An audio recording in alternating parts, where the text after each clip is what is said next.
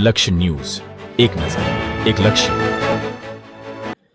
નમસ્કાર દર્શક મિત્રો, લક્ષ્ય ન્યૂઝ ચેનલમાં હું મેઘા અગ્રવાલ આપનું હાર્દિક સ્વાગત કરું છું. આપ જોઈ રહ્યા છો લક્ષ્ય ન્યૂઝ અને નજર કરીએ આજના મહત્વના સમાચાર પર. બોટાદના બરવાડા ખાતે ઉતાવળી નદીના કોઝવે પર ગઈકાલે રાત્રે છકડો રિક્ષા તણાઈ હતી. સતત સર્ચ ઓપરેશન બાદ રિક્ષા ચાલક મયુરભાઈ હરિભાઈ તાવ્યાનો મૃતદેહ મળી આવ્યો. વરસાદની વિકટ પરિસ્થિતિમાં બોટાદ ફાયર એન્ડ રેસ્ક્યુ ટીમે સતત જહેમત ઉઠાવી સફળતાપૂર્વક સર્ચ ઓપરેશન પૂર્ણ કર્યું. બોટાદ જિલ્લાના બરવાડા તાલુકામાં આવેલી ઉતાવળી નદીના કોઝવે પર ગઈકાલે રાત્રે એક છકડો રિક્ષા તણાઈ જવાની ઘટના બની હતી.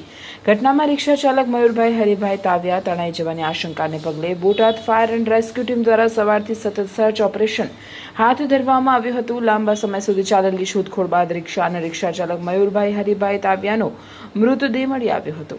વરસાદની કપરી પરિસ્થિતિ વચ્ચે ફાયર એન્ડ રેસ્ક્યુ ટીમે જરૂરી સુરક્ષા સાધનો સાથે સ્થળ પર સઘન શોધખોળ હાથ ધરી હતી.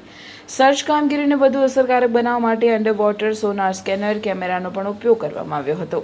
આ અંગે માહિતી આપતા બોટાદ ફાયર વિભાગના અધિકારી કુલદીપસિંહ એમ રોડિયાએ જણાવ્યું હતું કે તણાયેલા રિક્ષા ચાલક મયુરભાઈ હરિભાઈ તાવ્યાની શોધ માટે સતત સર્ચ ઓપરેશન ચલાવવામાં આવ્યું હતું. ફાયર એન્ડ રેસ્ક્યુ ટીમે ચાલુ વરસાદ વચ્ચે ભારે જહેમત અને લગનથી કામગીરી હાથ ધરી હતી. અંતે મયુરભાઈ હરિભાઈ તાવ્યાનો મૃતદેહ શોધી કાઢવામાં સફળતા મળી હતી.